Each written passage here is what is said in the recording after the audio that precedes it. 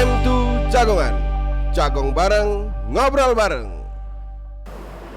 Dulur Jagongan, di edisi Jagongan kali ini, kami tim Jagongan mendapat kehormatan diundang di salah satu kantor perhutani Kedu. Di depan saya ada Bapak Damanhuri. Iya, betul. Sebagai administrator Kesatuan Pemangku Hutan Kedu Utara ini, Bapak. Iya, betul. Oke. Gimana kabarnya, Bapak? Sehat? Alhamdulillah baik. Gimana, Sehat. Pak, hutan di Kedu? Hutan di Kedu saat ini memang lagi pagi giat-giatnya kita melakukan kegiatan reboisasi. Oh, reboisasi. Ya, di musim hujan ini. Ya.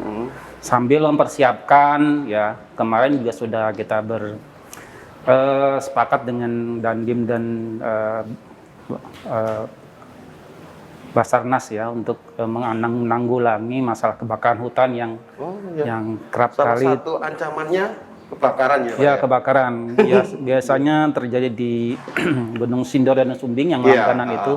Alhamdulillah di tahun 2020 kemarin ya, karena mungkin musim La Nina ya, maka lebih banyak curah hujan sehingga alhamdulillah tidak terjadi kebakaran. Terlalu banyak ya. Kebakaran. Ya mungkin karena pandemi juga hutannya jadi takut kebakar, Pak. Oh, mungkin. Iya. Menyadari dulu. Pandemi dulu. Karena Jadi, memang sangat sulit memadamkan di ketinggian ya di Gunung Sindoro Sumbing itu pekerjaan yang sangat berat. Tapi memang kita perlu terus menyadarkan masyarakat sebenarnya untuk menjaga kelestarian dengan cara tidak melakukan pembakaran. Begitu pula dengan mungkin para pendaki sekarang juga mungkin lebih ketat lagi diperiksa di bawah ya, supaya mereka tidak membawa alat-alat yang berpotensi menimbulkan kebakaran. Gitu. Oke, Pak. Kalau bicara soal wilayah hutan di Kedu ya, maaf, di Kedu itu kita punya berapa sih, Pak, wilayah hutan kita itu, baik hutan lindung, hutan nasional mungkin ya? Sekitar berapa, Pak? Kalau Kedu itu luas hutannya hampir 36.000. 36.000 hektar. Iya, 36.000. Ya, Pak, ya? Dengan luas hutan lindung dan hutan produksi itu hampir berimbang. Ya, berimbang. Sebagian memang lahan yang digunakan untuk kegiatan lain ya.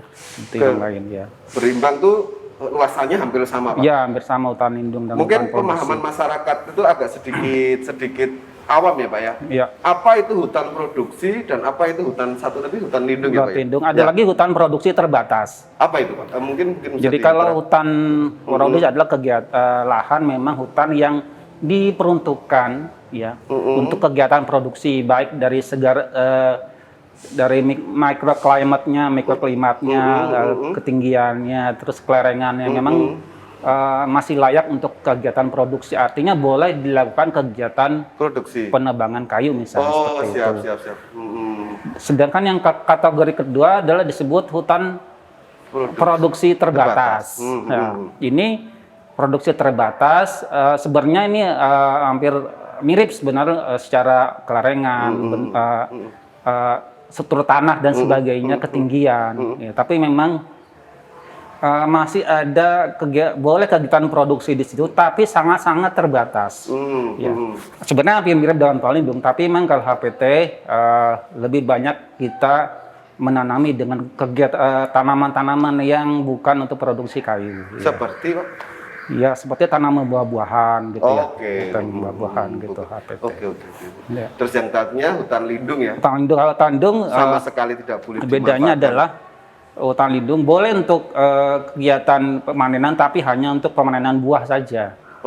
Buah pengambilan buah itu masih diperbolehkan di hutan lindung. Dan hutan lindung itu ditetapkan melalui SK Menteri. Ya, jadi harus ada SK Menterinya. Jadi cirinya di situ. Dia harus ada SK Menteri. Perubahan dari hutan HPT misalnya mau ditetapkan menjadi hutan lindung atau dari produksi menjadi hitung, itu harus melalui tahapan yang disebut restoring.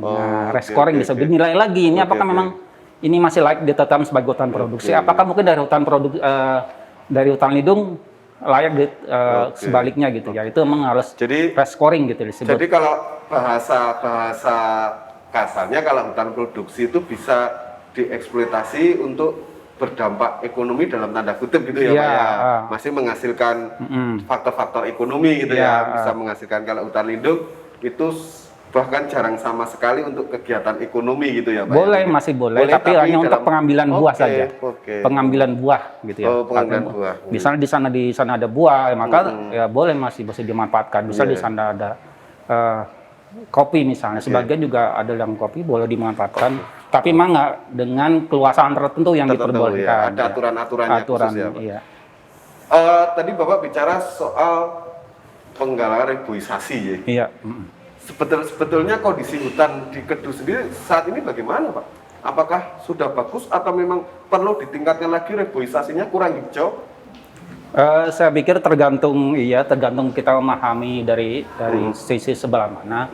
Sebenarnya kita sudah berusaha untuk menanami kegiatan itu reboisasi dengan keluasan hampir mungkin 200 hektar ya, 200 hektar per tahun. Belum lagi dengan rehabilitasi hutan lindung juga ada kegiatan itu. Tapi tahun ini memang hanya ada di Wonosobo ya kalau penanaman. Tapi kalau yang di wilayah Temanggung, ya Magelang itu hanya pemeliharaan saja, melanjutkan kegiatan yang kemarin.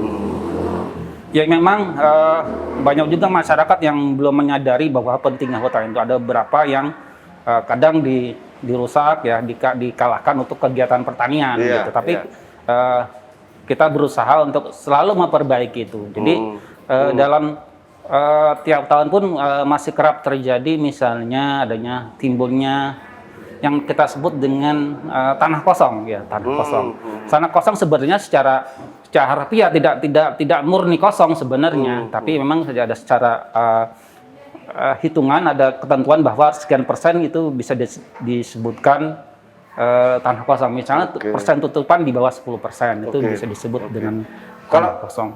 Rencana tahun ini ada berapa ribu pohon yang mau ditanam, Pak, untuk reboisasi atau perawatan saja? Tahun ini ya hampir 200 hektar dikalikan 1.000 gitu ya. 200 hektar gede juga ya, Pak? Iya, 200 hektar. Itu ditanami pohon-pohon? Berarti 200.000 bibit. 200.000 bibit. Dan itu tanaman besar ya, Pak? Maksudnya tanaman, bukan tanaman contoh kayu-kayu besar gitu ya? Kayak, atau hanya... Ya tergantung daerah yang cocok di mana. Misalnya daerah yang rendah ya, misalnya di Temanggung di Kecamatan Candiroto gitu, misalnya di sana lebih cocok ditanami dengan jati atau mahoni atau ada sebagian pinus. Kalau yang agak ketinggian misalnya di daerah Temanggung tanaman lain lagi, misalnya eukaliptus gitu ya, atau mungkin bintamin sejenis spesies yang asli endemis di Gunung Sindoro Sumbing gitu, kita memang harus menyesuaikan tanaman yang dipilih sesuai dengan kondisi tempat tumbuhnya. Kalau di sana cocok untuk pinus, maka kita tanam pinus. Gitu.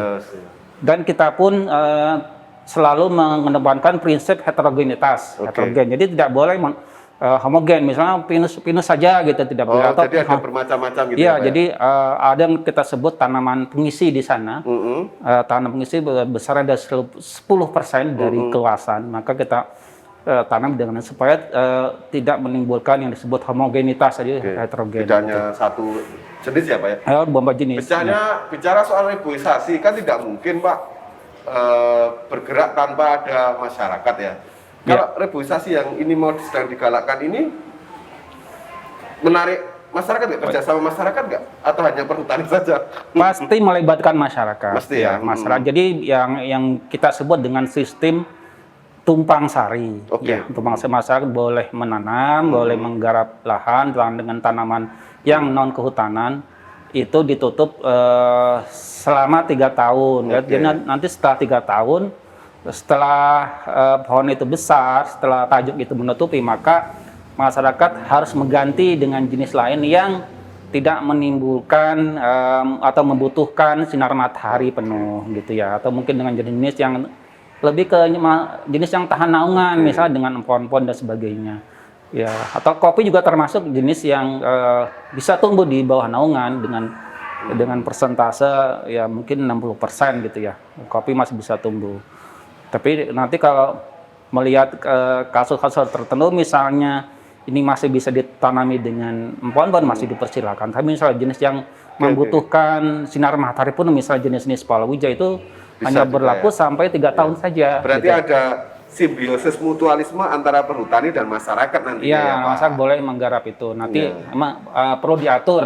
Tapi ada aturannya ya Pak? Ya, jelas diatur. Nanti jangan sampai rebutan kan gitu. Siap. Kalau diatur nanti melalui LMDH. Nanti LMDH yang mengatur ini bisa di berapa sih penggarapnya, nanti dibagi sesuai dengan keluasan. Ya. Biar semua sama rata gitu ya, sama rata gitu. Jadi tidak ada yang lebih luas, ada yang lebih rendah gitu. Pak, Nyun Sewu, jadi orang hutan ya, orang hutan. Ya. Sudah berapa tahun Pak? Bekerja saya sejak 94. Wah, sudah sangat lama lagi. Saya akan nanya Pak, sebetulnya kalau dari kacamata Bapak ADM, fungsi hutan secara spesifik itu sebetulnya apa Pak? Kalau melihat dari cara pandang Bapak sendiri. Ya, fungsi hutan ada fungsi ekonomi, ada fungsi ekologi, ada fungsi konservasi. Itu 3 itu. Kalau fungsi ekonomi bahwa hutan itu harus juga bisa mensejahterakan masyarakat. Ya. Kalau ekologi dia harus menjaga ekosistem supaya tidak menimbulkan bencana, misalnya seperti itu. Kalau fungsi konservasi kita harus mengawetkan spesies-spesies yang juga ada di sana gitu, tumbuhan asli gitu kita harus awetkan. Maka demikian. Jadi dari 3 fungsi itu sebetulnya kalau dibicarakan mana yang paling penting sebetulnya mana Pak? Konservasinya, ekonomi atau spesifikasinya tadi itu Pak?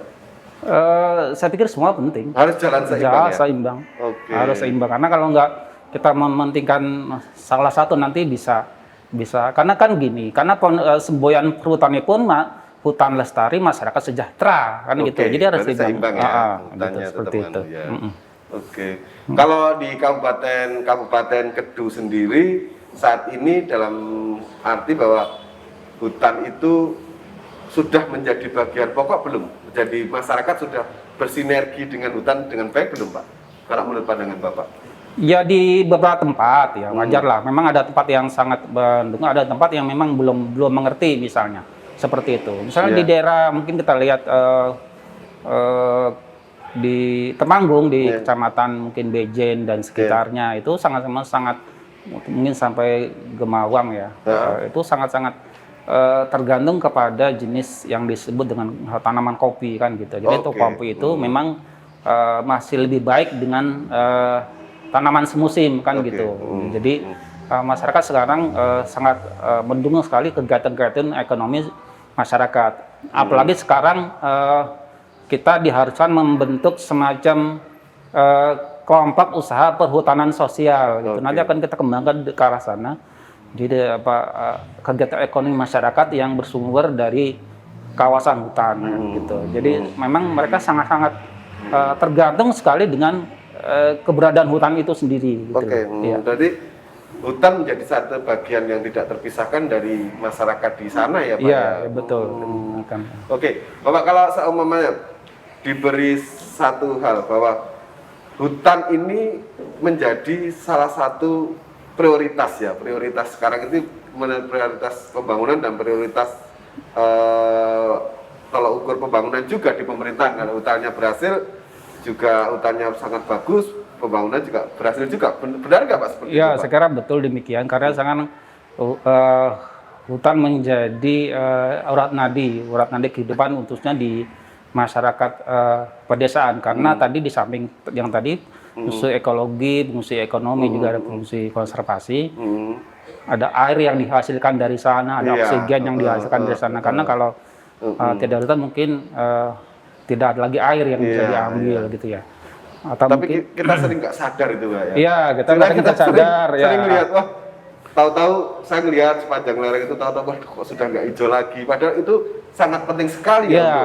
Makanya kegiatan penanaman untuk misalnya untuk mendukung adanya timbulnya mata air baru itu sangat harus diperlukan gitu ya. Mungkin dengan jenis-jenis yang kita kenal sebagai tanaman penyimpan air kan gitu. Seperti beringin dan sebagainya itu harus terus digalakkan supaya masyarakat kita nanti tidak krisis air juga dari seperti karena itu. hutan menjadi salah satu tempat untuk menyimpan air juga ya Pak, Iya, sangat menyimpan penting air juga ya, Oke. gitu, seperti Oke. itu. Bapak, ini sekilas mengenai hutan saya sudah sedikit agak paham ini, Ya. sedikit diterangkan oleh Bapak ADM. Nanti setelah ini kita akan bicara lebih jauh lagi Bapak terkait hutan dan orang hutannya. Iya. Termasuk Bapak menjadi orang hutan. Orang hutan bukan orang utan loh, Pak. Ya, orang hutan, ya. Tadi setelah ini Pak kita lanjutkan obrolan di Jagongan. Oh, enggak, monggo. Ya kan.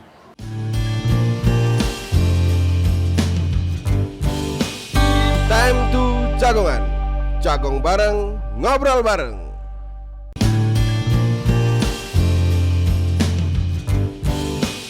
Time to Jagongan. Jagong bareng, ngobrol bareng. Tadi kita sudah bicara masalah hutan Pak ya. Ya. Sekarang kita akan bicara soal Bapak sebagai Administrator. Wah, dan itu jadi perhutani itu punya jabatan-jabatan sendiri yang beda, administrator, ada apa lagi? Asper ya. Asper ya. Jadi Memang harus ada pemahaman jadi gini. khusus. Ya. Memang perhutani itu kan memang perusahaan warisan ya Belanda lah. Oh, jadi iya. jadi ada banyak istilah-istilah yang sampai sekarang pun masih berbahasa Belanda gitu Iya. ya. Dokumen-dokumen pun kadang kita terjemahan masih dalam bahasa Belanda gitu. ya. Jadi istilah misalnya sebenarnya sama dengan mungkin manajer ya, atau kepala. Jadi jadi ya, sekarang jabatan administrator mungkin hanya 2 instansi yang masih pakai, yaitu administrasi di perhutani dan administrator di pelabuhan Apel itu. Iya, betul. Ya. Masih dua instansi yang masih memakai itu mungkin jadi itu. Jadi sedangkan di bawah administrator, jadi sebenarnya administrator itu lebih ke masalah pengaturan manajerialnya. Ya. Makanya disebut administrator dan garing KKPH, Kepala Kesatuan Pemangku. Nah, kalau kemampuan berarti hartanya itu loh, hartanya yang dijaga itu. Yang kedua ya, Pak? Iya, untuk yang kedua yang luas 36.000 itu dengan Kepala Kesatuan Pemangkuan Hutan. Di bawah Bapak secara manajerialnya di bawah Bapak ya Pak? Iya. Kalau di bawah Bapak masih ada? Kami dibantu oleh wakil administrator. Itu yang biasanya lebih concern ke bidang pelindungan hutan, keamanan. Kalau dulu istilahnya Ajun Ajun. Dulu itu Ajun, terus tahun berapa itu diganti menjadi wakil administrator. Dan di bawahnya lagi ada yang disebut asisten perhutani. Asper ya? Asper. Atau dalam zaman dulu disebut Sinder. Zaman Belanda disebut Sinder. Di sini ada berapa Sinder, ada 5 asper. Itu sama dengan setingkat, kalau di sini mungkin kabupaten ya. Kabupaten. Jadi ada bupatinya hutan ya. Bupatinya hutan asper ya. Ada Magelang, ada Temanggung, ada Wonosobo, ada di Candiroto. Candi itu masih masuk Temanggung ya. Ada juga di Ambarawa. Oh, Ambarawa masuk juga Pak? Masuk sini. Walaupun Kedu. Iya, Kedu Utara. Nama isinya Kedu, tapi wilayahnya sampai Ngabla. Ngabla Ambarawa. Wilayah sampai sana, sampai kalau yang paling barat itu di Semirang. Itu udah hampir dekat kota Ungaran itu paling. Itu masih masuk sini. Berarti Gunung Ungaran itu sebagai masih masuk sini, ya. Jadi memang Kedu Utara itu mungkin yang didaki udah 9 gunung ya. Ada 9 gunung ya? 9 gunung wilayah Kedu Utara. Berarti Gunung Sindoro, Gunung Sumbing, Gunung Prau, Gunung Andong, Gunung Tolomoyo, Gunung Ungaran. Iya. Jadi Bapak punya gunung ya? Banyak punya gunung. Jadi potensi gunung 9 gunung ya tadi ya? Iya, 9 gunung. Terus di bawah Sinder ada disebut Pak Mantri atau Kepala Resort Pemangkuan Hutan. Itu lebih setingkat desa. Itu Pak Mantri itu yang sering menjaga hutan dari penebangan itu ya? Iya, ujung tombak. Ujung paling ujung. Dia tahu tuh. Dia memang ciri khasnya pasti rumah dinasnya di pelosok-pelosok, karena untuk mendekatkan dengan posisi di mana dia bekerja gitu. Ya, ganteng itu. Asik toh Pak nggak ngurusin hutan tuh asik nggak toh Pak? Asik di sini kan sama dan kita bekerja sama dengan kita berwisata gitu ya.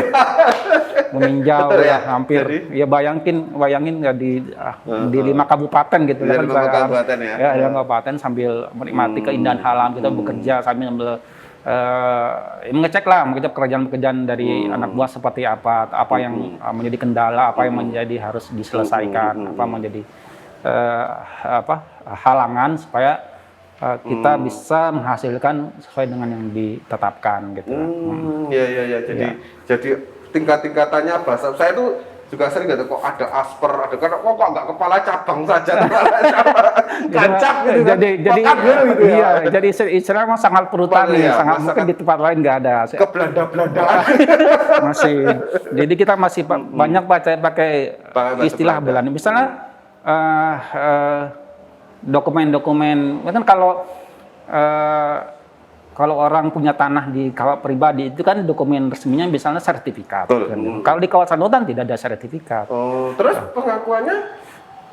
Disebut dengan berita acara tata batas gitu. Ada itu dokumennya berbahasa Belanda. Misalnya lokasi ini masuk wilayah ini adalah memang Itulah yang sering ada sengketa ya Pak. Oh, iya.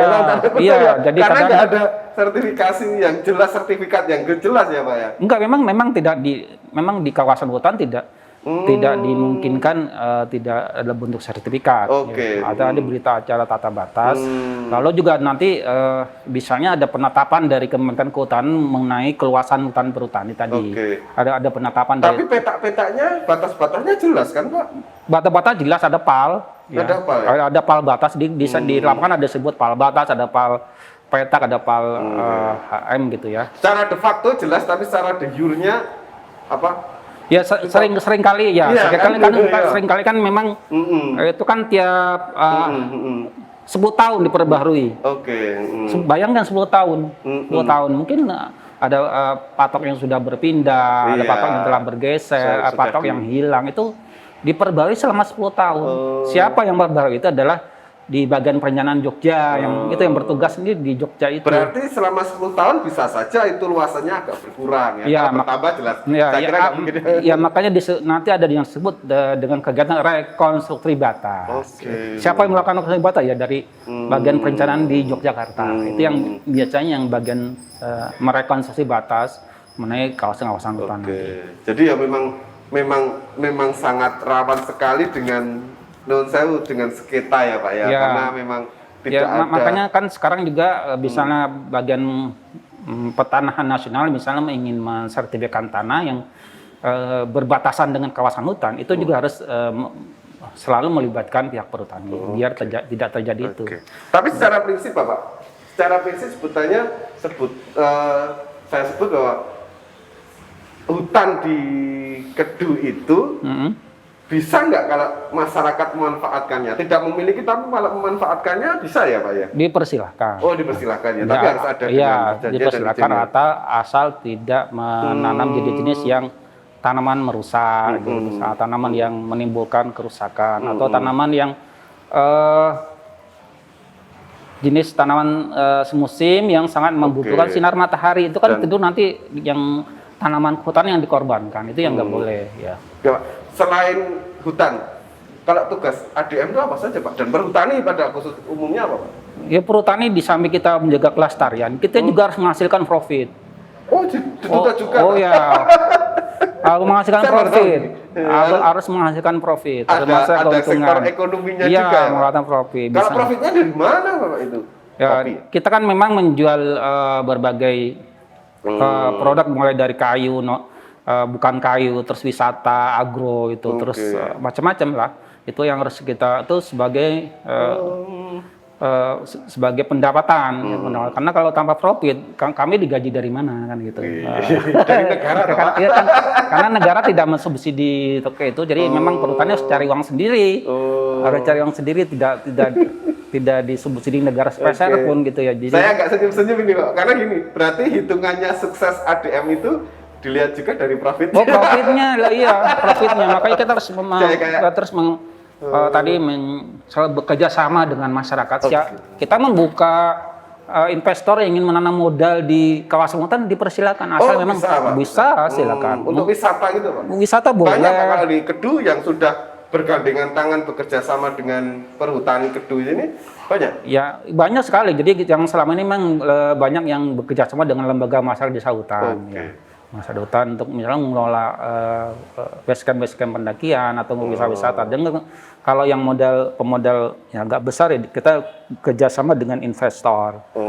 Ya salah satu mungkin yang kemarin baru diresmikan itu di Bejen Fruit Garden itu salah satu juga Bejen Fruit Garden itu juga fungsi salah satu bukti bahwa kita melibatkan investor untuk membangun destinasi wisata baru di samping untuk mensajikan masyarakat sekitar juga untuk menambah pendapatan ya bagi sewa ya Pak itu Pak ya.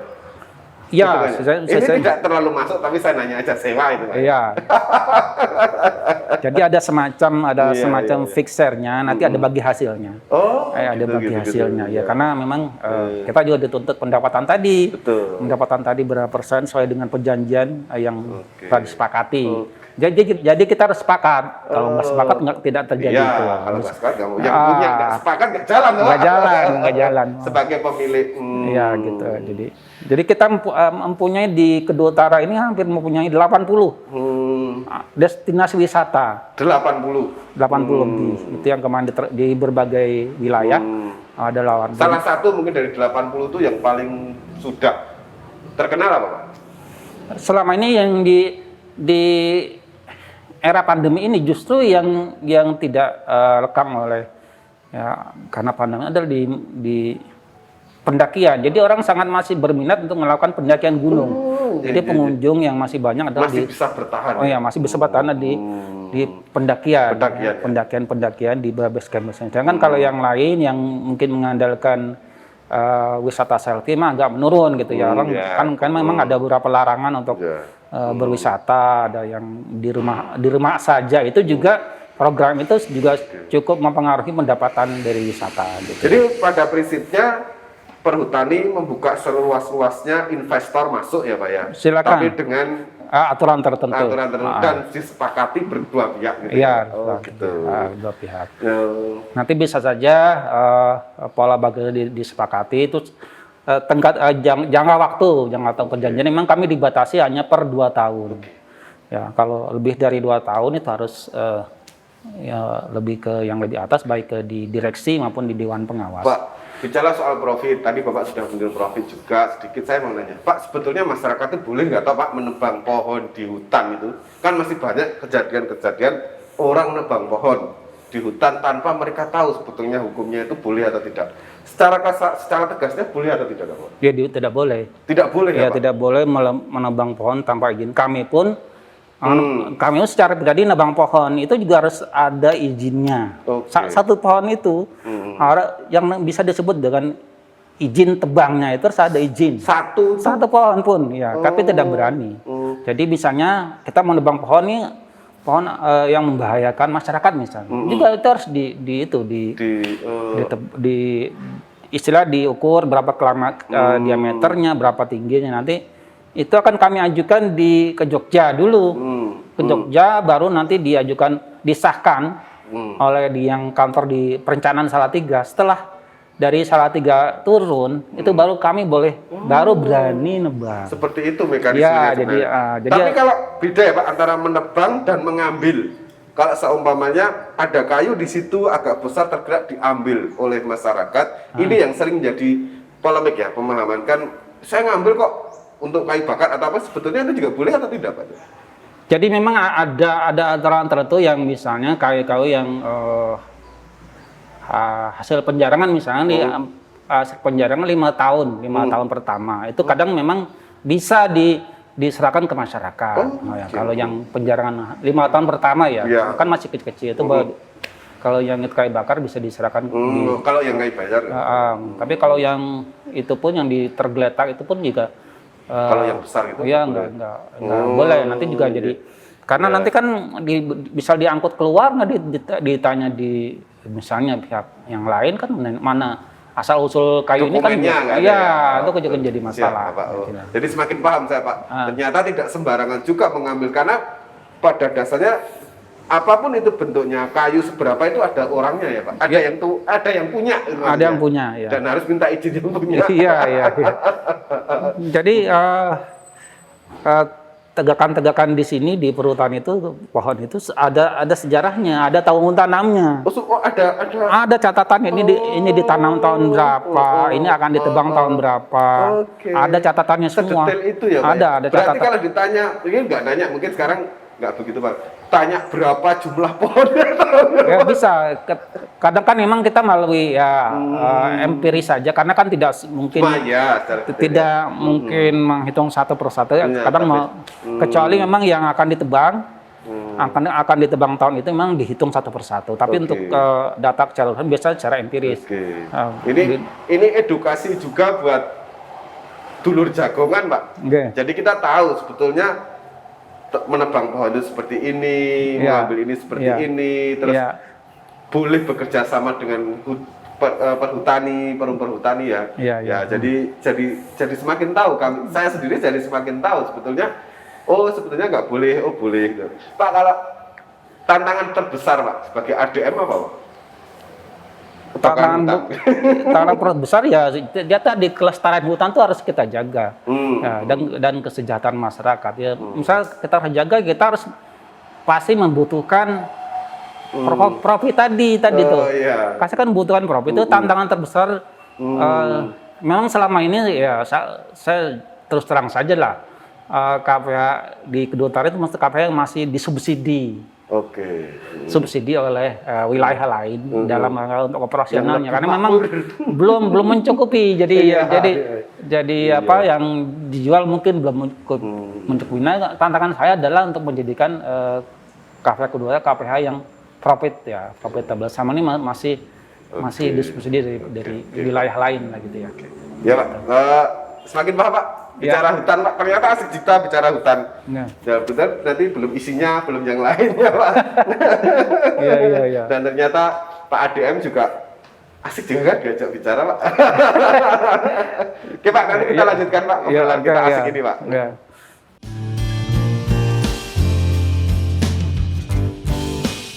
Time to Jagongan. Jagong bareng, ngobrol bareng.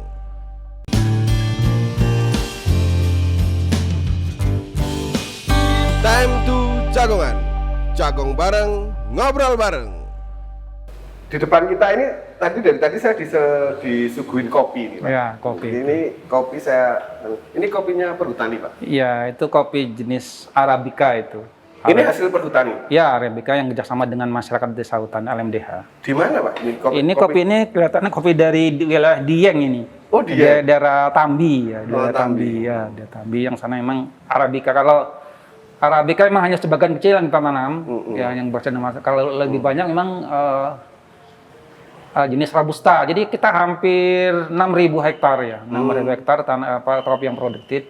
Itu sekitar ya 5.000-an itu memang dari Robusta yang ditanam di wilayah Candi Roto itu dia di Temanggung itu. Oh ya, itu ada kayak apa itu namanya Pak? Lupa saya. Kayak perkebunan kopi itu itu kerjasama dengan masyarakat. Itu memang sudah sangat terkenal kemana-mana kopinya ya. Jadi, itu diproduksi sendiri atau hanya bijinya saja terus dikasihkan non sewu, atau semuanya dari proses penanaman hingga produksi? Jadi masyarakat yang menanam, yang mengolah dan sebagainya, nanti itu ada semacam bagi hasil ya, bagi hasil kepada perhutani. Jadi masyarakat mendapat 70%, perhutani 30%. Simbiosis mutualisme. Ya, itu kembali lagi. Berarti kalau saya jualan kopi saset di sini nggak laku ya Pak ya? Nggak laku karena ya kenapa kita punya kopi harus menggunakan kopi saset gitu ya. Kita punya kopi yang lebih asli kan gitu. Iya. Makanya saya nggak akan jualan kopi. Makanya saya sekarang larang, jangan berjualan kopi saset di perhutani. Di kita sebenarnya ada tidak hanya Robusta Arabica di daerah perbatasan mungkin Sukorejo ya, perbatasan dengan wilayah Kendal itu ada jenis Liberica, jenis Excelsa. Ini belum tahu jenis Excelsa. Excelsa itu mungkin lebih pahit ya, lebih pahit dibanding dengan Robusta. Jadi orang yang senang kopinya nendang yang disebut nendang kan kurang nendang, kalau Arabica kurang nendang, dia senang Robusta yang lebih pahit. Kan yang lebih pahit itu Excelsa. Ada lagi Liberica juga itu agak pahit, tapi dia ada aroma nangkanya di situ. Jadi unik, Mang. Ini sekarang saya diceritain, kalau besok diundang lagi ke sini, saya mohon 2 itu dikasih. Oh iya. Iya, tapi saya cari dulu di Liberica. Bisa dipamerin. Iya. Iya. Bapak sudah berapa lama jadi ADM di kalau di wilayah sini Magelang baru 2 tahun. Kalau sebelumnya? Sebelumnya saya ya bekerja kalau ADM udah berapa tahun ya? Hampir tahun 2011 sampai sekarang di ADM. 9 tahun, 10 tahun ya Pak? 10 tahun. 10 tahun ya? 10 tahun. Berpindah-pindah. Jadi dari hutan ke hutan selama ya, bekerja saya udah 13 kali pindah. Oh, 13 kali pindah. Dan itu ngurusin hutan aja. Ya, ada juga yang pernah di bagian administrasi tapi kan juga masih hutan. Oh iya, juga. bagian besar di kantor pusat atau di kantor regional ya, itu bagian. Pengalaman Pak, pengalaman yang paling nggak terlupakan ketika menjadi seorang yang mengurusin hutan itu di mana Pak itu Pak? Pengalaman tak terlupakan, saya pernah dulu juga ditugaskan misalnya di Nusa Tenggara Barat. NTB ya. Jadi pada saat itu memang ya kita nggak ngerti kalau dipindah langsung non jauh di sana, langsung nyebrang lautan. Di sana juga kita tidak ngurusi produksi tapi lebih ke reboisasi. Ya, ke reboisasi di sana karena memang ditugasi oleh pemerintah dan kementerian untuk ada semacam proyek di sana, penghijauan di sana. Jadi saya di sana tahun 98 sampai 2000 ya. Jadi hutan yang kami tanam udah jati jenisnya, udah berhasil. Tapi karena perhutani harus selesai kontraknya, menarik diri, kembali lagi ke Pulau Jawa gitu ya. Kelihatannya hutannya kembali rusak setelah ditinggal gitu ya. Karena nggak sana gitu. Jadi NTB sangat indah gitu ya. Di Pulau Sumbawa tuh indah. Jadi, di Sumbawa ya? Ya, Pulau Sumbawa indah sekali. Jadi pantai-pantainya masih biru, ikannya masih banyak. Gitu. Jadi senang juga di sana, pengalaman di sana. Gitu. Kalau Kedu juga indah loh Pak. Oh, ini indah. Kalau di sini ini banyak gunung-gunung ya, senang saya. Jadi kalau bisa kalau istilahnya kita melakukan perjalanan dinas dalam bahasa perhutani disebut turni. Turni ke wilayah mana, itu ya sambil menikmati keindahan alam sambil bekerja gitu ya. Pernah ketemu penghuni hutan yang aneh gitu? Kalau di sini kebetulan belum pernah, paling ada jenis-jenis tertentu ya, jenis kera misalnya atau jenis-jenis burung. Tapi kalau pengalaman pernah nggak ketemu penghuni hutan yang agak? Ya, kalau di wilayah waktu saya masih ya kuliah ya, pernah ya ketemu dengan beruang, misalnya ketemu dengan macan tutul pernah. Yang takut macannya Mas. Waktu kami melakukan ekspedisi Badak Jawa dulu di ujung kulon itu masih mahasiswa ya, pernah ketemu di macan tutul di siang hari, suaranya gitu. Asik ya Pak. Kalau asli Betawi ya Pak? Ya, Jakarta. Berarti keluarga di sana Pak? Keluarga di Salatiga, istri saya orang Salatiga. Jadi harus ikut pindah-pindah iya, ya. Akhirnya istri yang yang nyerah gitu. Tidak ikut pindah-pindah lagi. Harus ikut Tarsan. Dari Tarsan ke hutan lain. Iya. Bapak, ini sebentar lagi perhutani ulang tahun ultah ya Pak? Iya, ultah. Yang ke-60 tahun. Ya. Sebagai dari perhutani aja, apa sebetulnya 60 tahun ini harapan dan apa? Harapan dan visi misi. Iya, kalau semboyan perhutani itu adalah semangat untuk bersatu. Kita bersatu dan tumbuh. Tumbuh harus ada growth ya. Perusahaan harus ada growth. Jadi kita pun dituntut growth untuk menjadi pengolah hutan yang berkelanjutan. Ya, harus sustainable, harus berkelanjutan ya, supaya bisa dinikmati oleh masyarakat dan bermanfaat bagi masyarakat. Itu yang kata kuncinya, harus bermanfaat bagi masyarakat. Jadi kan sekarang ada konotasi masyarakat sekitar hutan gitu ya, miskin gitu ya. Ya, tapi kalau di wilayah Kedus ini tidak mungkin justru lebih kaya gitu ya. Kalau dibanding wilayah lain mungkin ya. Jadi itu. Jadi kita semboyan orangutan ada bersatu untuk tumbuh menjadi pengawatan yang berkelanjutan ya gitu ya. Yang bermanfaat bagi masyarakat. Gitu. Secara keseluruhan tadi Bapak sudah bilang harapannya apa. Sekarang kita akan lebih spesifik lagi. Selain profit tadi yang sudah Bapak bilang, ada harapan khusus nggak di 60 tahun perhutani untuk Kedu sendiri? Ya, harapannya adalah perhutani Kedu Utara terus sustainable, terus berkelanjutan. Ya, yang tadi yang bisa bermanfaat bagi masyarakat. Artinya keberadaan hutan wilayah perhutani ini yang kami di wilayah kabupaten ini harus bermanfaat bagi masyarakat. Jadi bisa mensejahterakan masyarakat. Gitu. Tantangan terbesarnya selain kebakaran hutan, Pak, kalau kebakaran hutan tantangan terbesar juga adalah masalah penggarapan liar. Masih menjadi momok, Pak. Oh ya, penggarapan liar masih menjadi momok ya. Kita mempunyai klasifikasi sebenarnya klasifikasi tenurial. Tenurial itu akibat digarap oleh masyarakat. Kita punya klasifikasinya, ada klasifikasi A, B, C dan D. Kalau gitu yang kita gabung gitu. Dari 36.000 gitu ya. Yang C dan D itu memang yang istilahnya tanah-tanah yang diakui oleh masyarakat, bahkan sudah ada sertifikatnya gitu. Padahal itu milik perhutani. Padahal milik perhutani. Ada juga ya. Itu memang kita kemarin baru mau rencana menyelesaikan dengan Kejaksaan Temanggung kemarin. Kita udah expose kemarin itu. Jadi tantangan terbesar sebenarnya di situ penggarapan. Banyak Pak yang kayak gitu Pak? Ya kemarin sih hanya 8 hektar. 8 hektar. 8 hektar. Tapi lumayan Pak ya.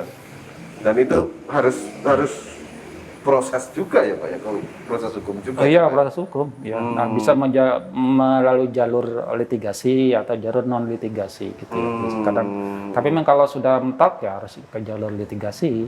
Jadi. Tapi kalau 36.000 hektar terus 8 hektar ya saya kira masih sangat kecil. Iya.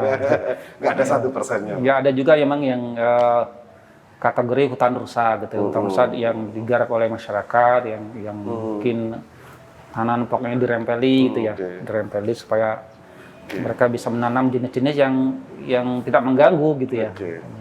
Pak, itu. Kalau bicara dengan pemerintahan kabupaten, karena kita juga Temanggung TV, seperti apa Pak harapannya kerjasama dengan pemerintahan kabupaten, khususnya juga Kabupaten Temanggung. Kabupaten Temanggung juga hutannya banyak sekali, ya, Pak. Jadi saya sangat mendukung kegiatan-kegiatan misalnya ke sabuk gunung ya, rencana penanaman sabuk gunung ya, di wilayah ya. Temanggung. Saya sangat mendukung, saya bersedia membantu misalnya pembibitan dan sebagainya nanti bekerja sama gitu ya.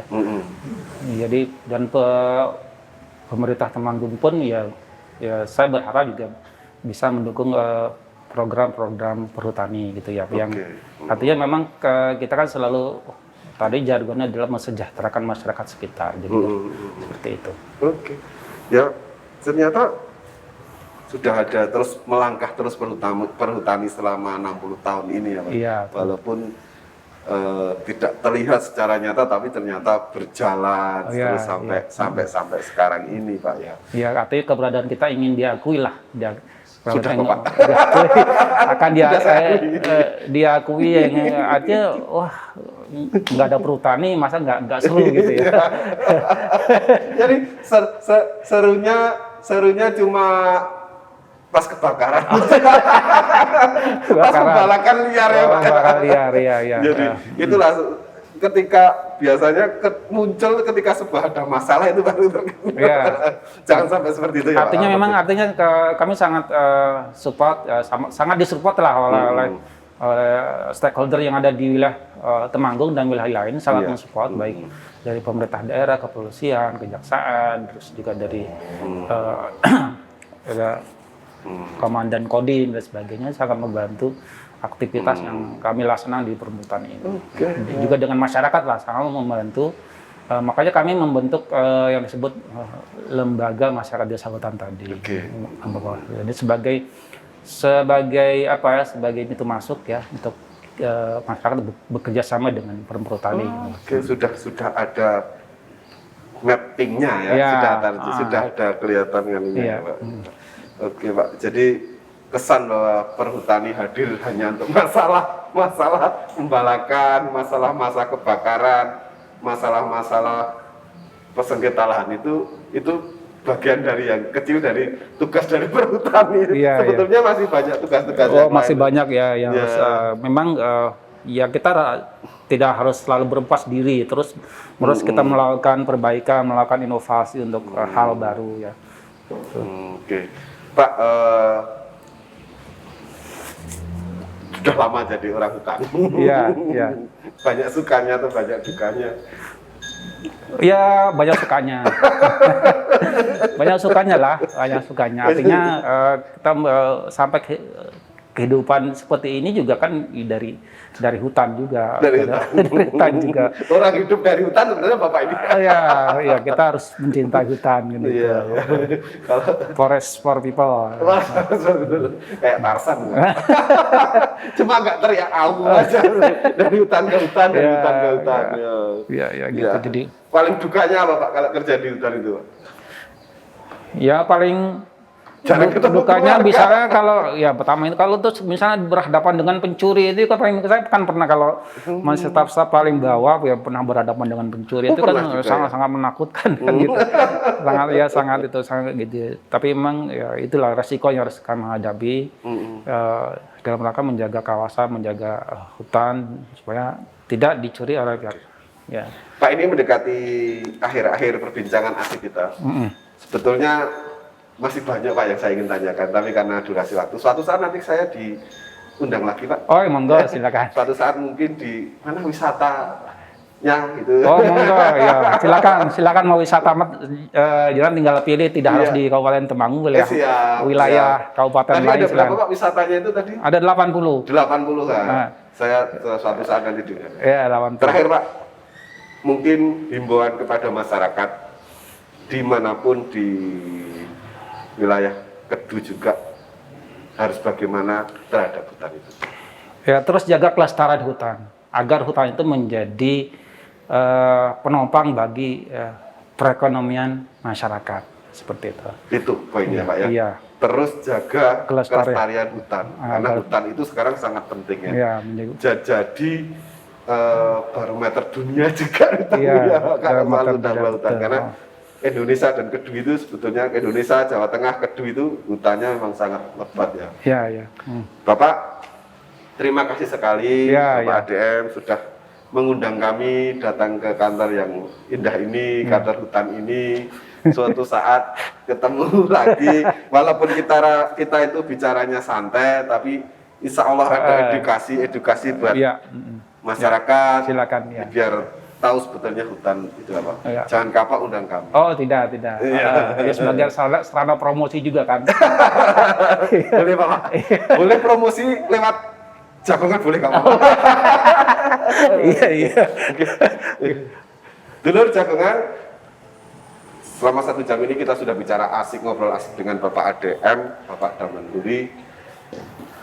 Nanti kita akan terus berbicara di edisi-edisi yang lain, ngobrol asik, terus asik, ngobrol asik, bicara asik, lebih santai dengan tamu-tamu yang lebih istimewa.